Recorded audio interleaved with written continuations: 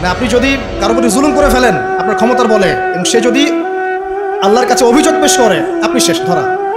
কারণ এই মাজলুমের দোয়া আর আল্লাহর মাঝখানে কোনো পর্দা নেই।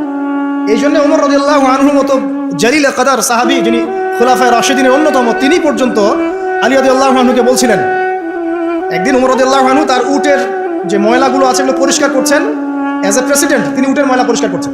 তখন আলী রাদিয়াল্লাহু আনহু দেখে বলছেন, ইয়া আমিরুল মুমিনিন, আপনি পরবর্তী খলিফাদের জন্য কত কঠিন দায়িত্ব ছেড়ে যাচ্ছেন। তখন তিনি বলছেন যে হে আবুল হাসান ওয়ালা তালুমুনি, হে আবুল হাসান, আমাকে তুমি এভাবে বেশি প্রশংসা করে আমাকে ধ্বংস করো না।